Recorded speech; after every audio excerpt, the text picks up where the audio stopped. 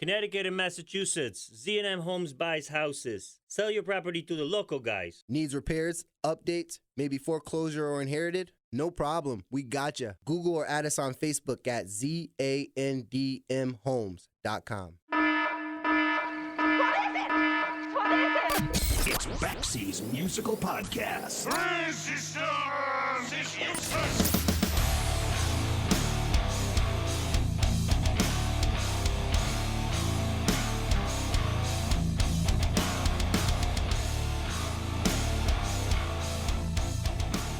On more than a few occasions, I've had a few people come up to me and say, Jesus, Baxie, you listen to a lot of weird stuff. And my response to that is usually, dude, you don't know the half of it.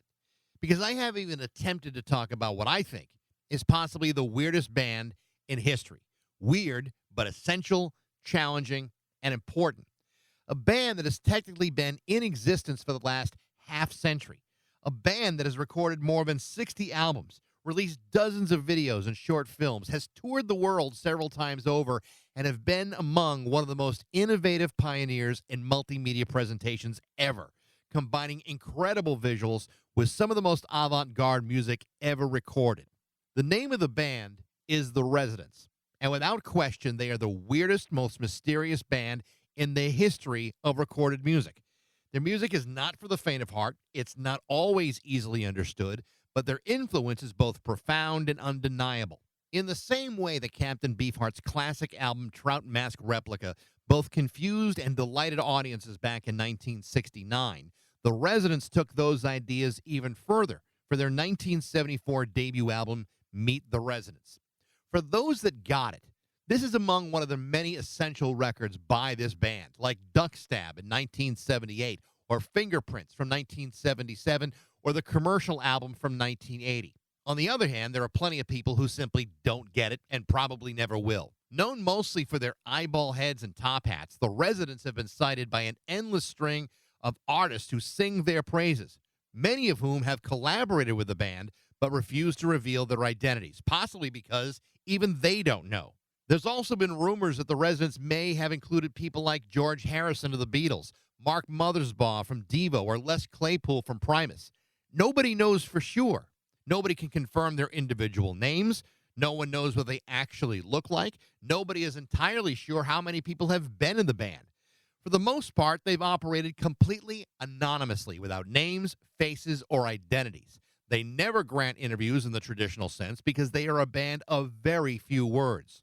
Only once has a member of the band officially confirmed himself as a co-founder of The Residents, the late Harley Fox, who died in 2018 at the age of 73, despite years of using various assumed names and hiding behind several mysterious identities. 4 years later, graphic artist and publisher Aaron Tanner, the creative director for Melodic Virtue Publishing, was given unprecedented access to The Residents and their artistic archives. These archives were kept by Homer Flynn, the creative director for The Residents. This is a wide-ranging collection that included 50 years of Flynn's artwork and assorted visuals relating to the band. Aaron Tanner, who had worked as the artistic director for bands like Ween and several others, compiled the first of a series of limited edition coffee table books about The Residents entitled A Sight for Sore Eyes Volume 1, which sold out almost as quickly as it was released. Tanner is about to release Volume 2, with an alleged third volume still in the works. It is a stunning collection of graphic art, photographs, and other multimedia that fully captures the mysterious genius of The Residents and their prolific career. And the fact that Aaron was able to have this sort of access to The Residents and their work is what makes these books so compelling. Do the books answer all the unknown questions about The Residents? Like I said, you don't know the half of it. This is my conversation with Aaron Tanner from Melodic Virtue on Baxie's Musical Podcast.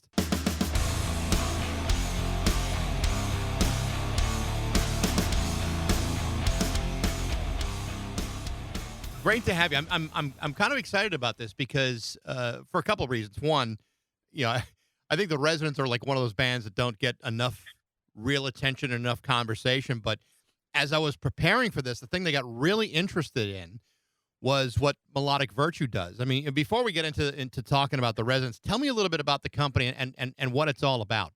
So Melodic Virtue used to be essentially my freelance graphic design name. The company that I used for that did a lot of local stuff, but also a lot of music industry work. Most notably for Ween, I was their longstanding graphic designer, like up until they broke up. And that honestly, that was sort of the catalyst for creating this publishing endeavor. They were one of my biggest clients, and all of a sudden I had to start scrounging for work.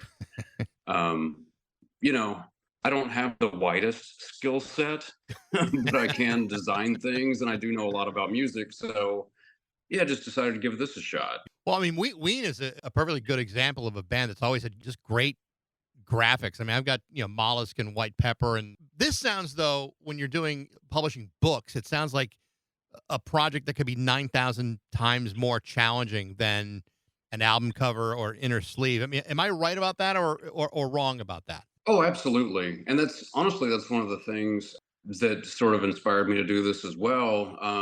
Being a freelance graphic designer, being a single dad, I don't get paid until the project's done. So I would tend to take on a lot of work, and had to knock things out rather quickly, so I could essentially just get paid more. And so it was really nice to switch gears and really just spend a year on one project and, make it the absolute best it can be versus just trying to hurry up and get something out the door so you can get paid. You've actually done a number of books. It's really interesting stuff. I mean, you've done books of bands that have been slightly beyond the mainstream, the Pixies, Face to Face, the Butthole Surfers Ministry, for example.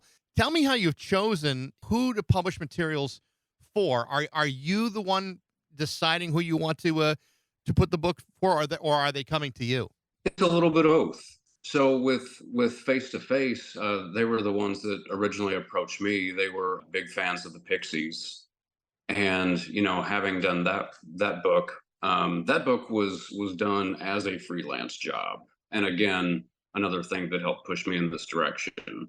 But yeah, Face to Face approached me. Then in meeting with them and getting to know them, got to know their management.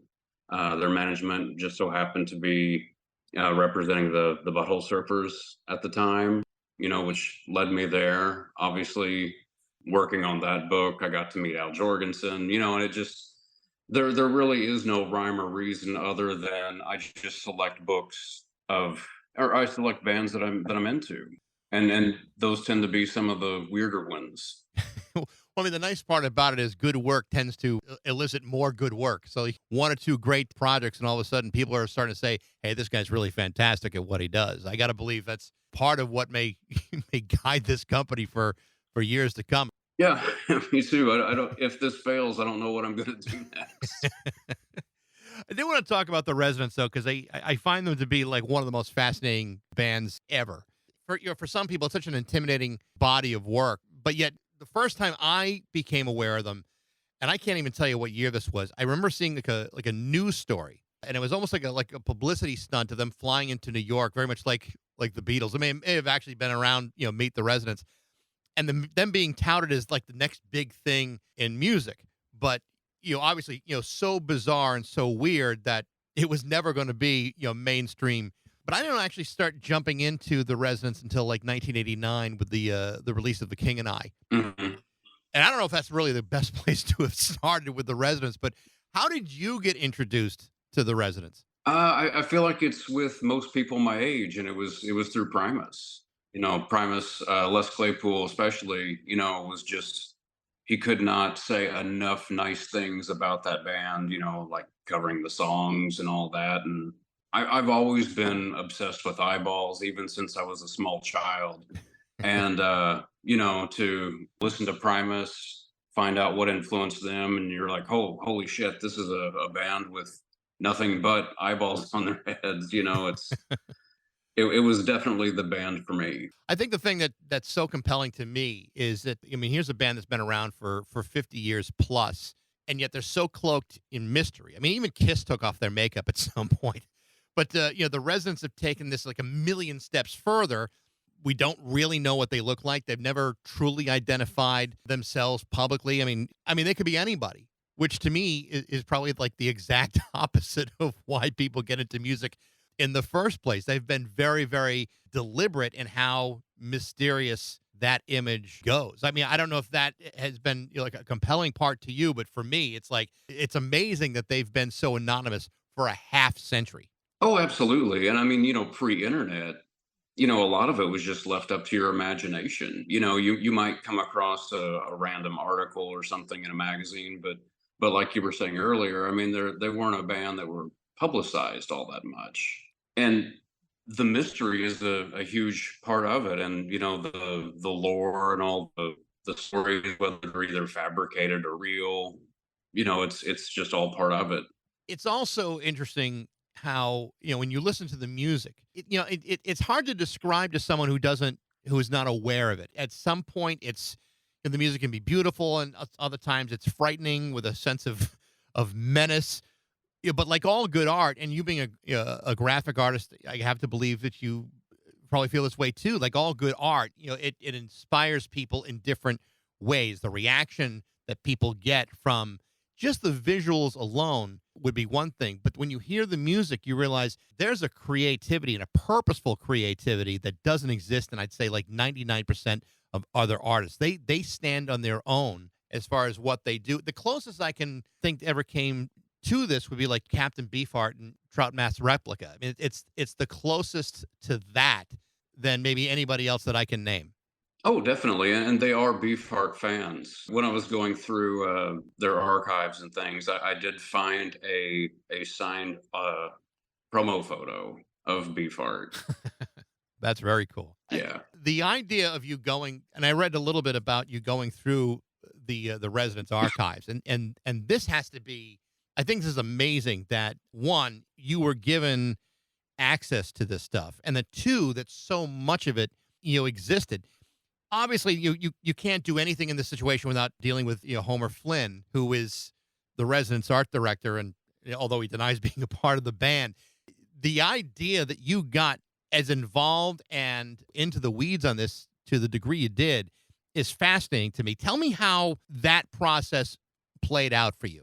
I mean, it was very surreal, obviously, but when it came down to it, it just felt like a job. It's obviously I was loving what I was doing, but I was there to do a task, and that's the way it was.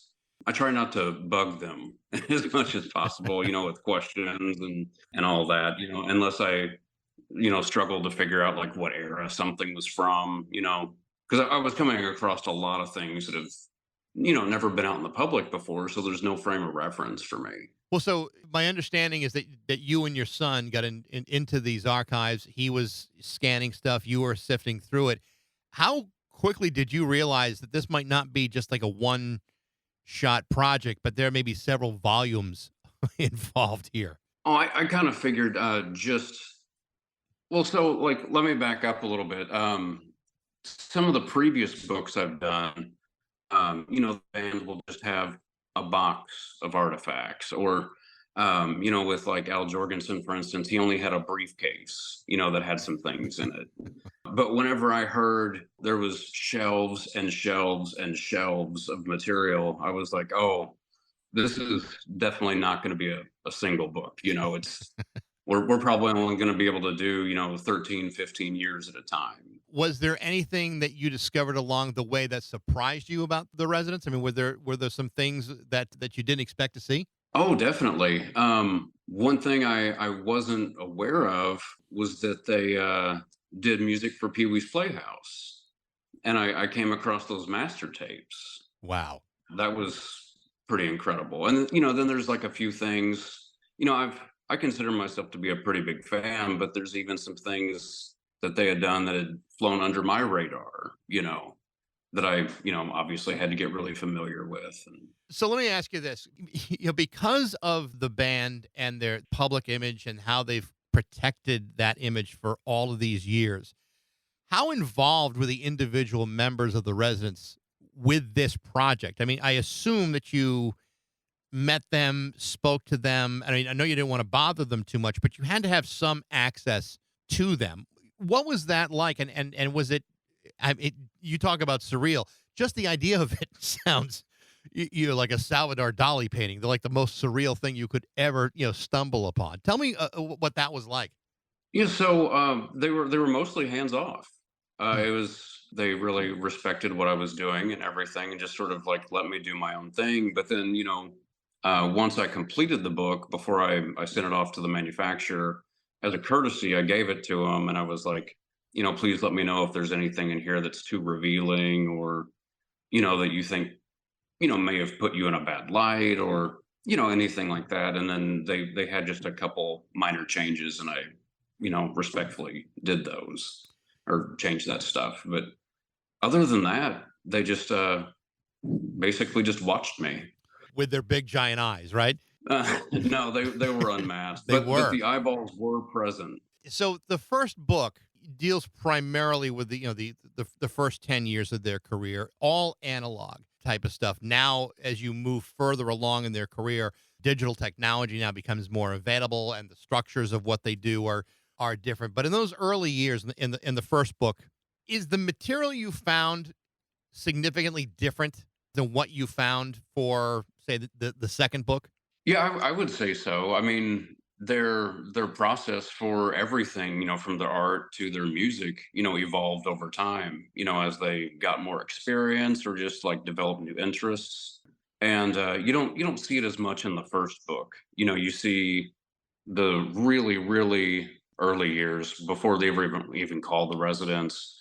That stuff was exceptionally rough, and then you can see they really got a lot more refined, as they created Meet the Residents, and then moving forward, even like the commercial album and all that. But with the second book, it's really interesting because they're starting off, or it starts off still in that analog era, and then very quickly gets into digital, and then ends just shortly after that multimedia era. One of the more controversial parts of their career, the Third Reich and Roll album, the visuals involved in that shocked some people. I mean, I think any fan would see that purely as satire, but how did they reconcile that? I mean, you're talking about swastikas and images of Adolf Hitler, but I think what they were trying to do artistically was not to support Nazism in any No. way. But I mean, certainly from an artistic standpoint, it was a very bold statement for them to do at that time. How did they wind up reconciling that amongst themselves, putting that out there? I never asked, but growing up listening to a lot of punk music, anytime they would reference the government, a lot of times it was referred to, they're acting like Nazis, or so. I just sort of grew up, for me personally, just hearing that, sort of like any sort of like anti-establishment, the current administration's acting like Hitler or whatever. Right. And that's sort of their spin on it, is Dick Clark is like Hitler.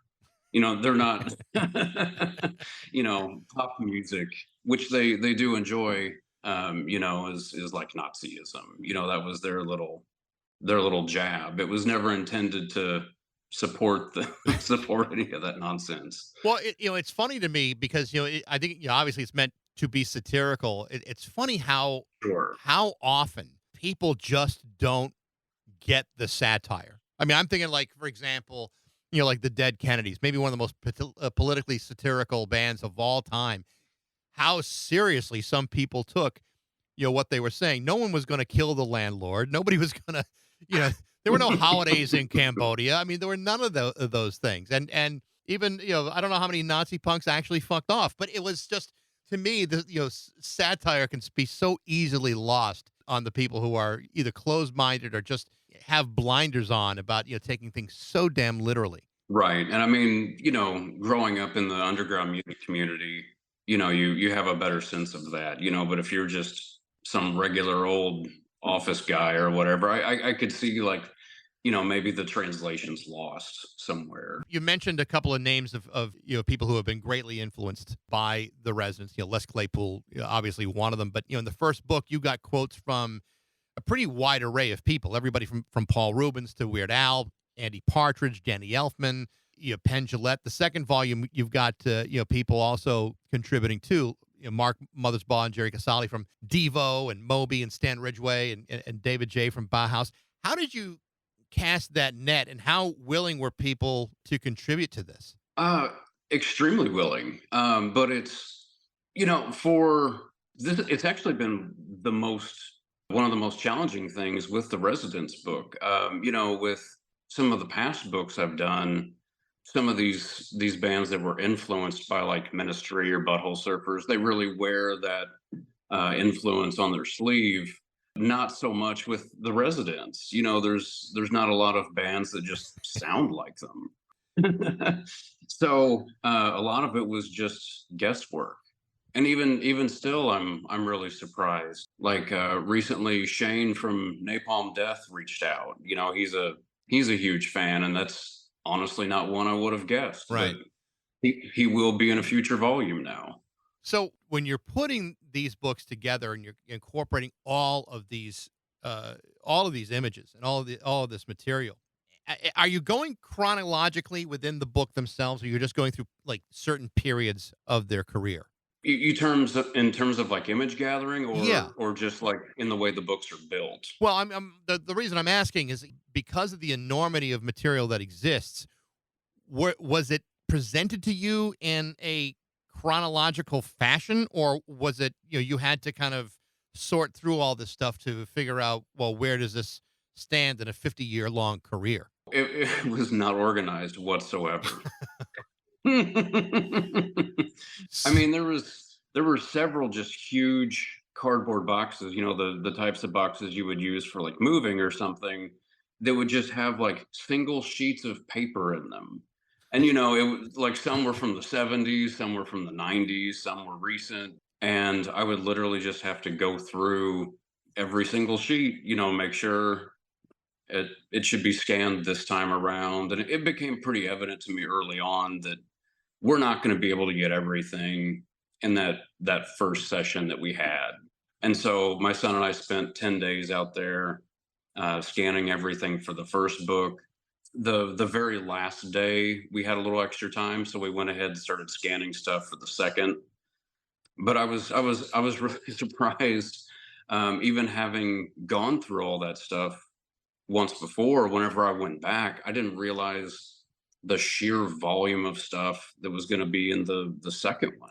If anything, I thought it was going to be a little lighter than the first, but it turned out to be the opposite. So you're dealing with the Cryptic Corporation on this, and obviously Homer Flynn is the artistic director of the Residents. But the mystery of how much involved he is in this band, I know that he has denied multiple times being a member of the band. Mhm. Do we have any indication about how many people have at any point been in the Residents? Because I mean, there's rumors all over the place. Everyone from George Harrison may have at one point been a member of the Residents. Les Claypool, we mentioned him a couple of times. He's the kind of guy you can see maybe taking a stab at being a resident. But do we have any idea how many people have been involved? I don't. But I do know they are a hugely collaborative band. They're always willing to work with people outside, and sometimes those people make themselves known, sometimes they don't, and that even furthers the mystery. So each one of these books that you have done with Melodic Virtue have all been limited edition collector's pieces. And I know that if you went on, on the website, a lot of these books are no longer available or sold out. I assume because of the quality of what you've done, the weight of what these books is, that the cost of mass producing these books has to be somewhat prohibitive. But has there ever been any discussion about possible reissues on these books, or is it like, a certain number are published and then that's it? You're right; they are insanely expensive to produce. But the other side of that too is they're expensive to store. Whenever like this last Residence book, for instance, I mean, it's like 10 pallets. So this isn't something I can just like stick in my garage or anything. I have to I have to rent climate controlled space to house all these things. So part of me not reissuing is due to that. Just the space that we rent is less than 1,000 square feet, Wow. and we just don't have the space to house all these books. I did reissue the Butthole Surfers book as a paperback, and we had a little more space at the time, but that was about the only reason. So when Al Jorgensen of Ministry comes to you with a briefcase full of material, you got to feel somewhat relieved that it's not a 10-day project to sort through everything he's got. And I assume, tell me if I'm wrong, he didn't want you saying very much about that first album. He's warmed up to it. Good, because it's actually a much better album than I think he believed at the time. Poppy as it may be, Sure. it's actually a pretty good record. Well, and he made that record to impress a girl who happened to be into a lot of like British electronic music, and and that's where the accent came from, and Yeah. all that. So having all this material for this book, and I got to believe releasing the second Residence book is probably a big weight off your shoulders. But do you have any idea who you might want to? I mean, is there like a wish list of other bands that you would love to tackle? Oh, absolutely. And in the process of doing these books, I've met some people, and we've already started talking, but there's no signed agreements at this point, so I can't spill any beans. But I will say a few of them are in Residence Volume 2. So use your imagination, and see if you can pick who's going to win or whatever. Well, I mean, I'm not gonna pick names, but Devo's retiring. I'm just saying, I don't know if that's out there, but that just seems like a pretty obvious choice.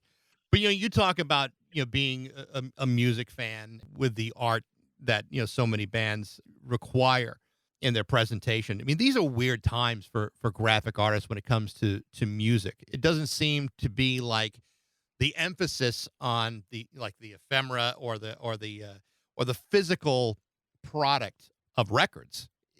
As a graphic artist, this has to be somewhat challenging times simply because there isn't the real emphasis on artwork the way it used to be. Right. And a lot of that I feel like has to just come down to money. There's a lot of young designers out there that are willing to do things for free, and that's obviously pretty appealing to a band who, they already have several people with hands in their pockets, managers and attorneys and everybody else. So the quality of the work tends to not be there. I remember when I was younger, going into record stores and making decisions on what I wanted to buy purely based sometimes on the cover art. If there was something that just looked so damn cool or compelling, I at least wanted to take the risk of buying it. I mean, that was the whole thing. Oh yeah, absolutely. I mean, like all of Storm Thurgeson's work, or Yeah. there's so many fantastic designers that were working in music. When you talk about you being a fan of, particularly of punk rock and stuff that may be out of mainstream, what kind of stuff that were you really inspired by? Getting into the graphic design area. It was the Residents, to be perfectly honest. I got into them when I was like 15, 16 years old. And, they're such a strong visual band.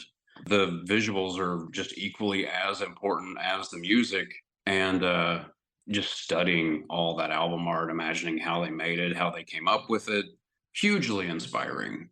Aaron, I'm so glad that these books are out there, and I'm fascinated by Melodic Virtue and what you have done over the years, and I'm kind of anxious to see, what comes up next for you guys. Yeah, much appreciated.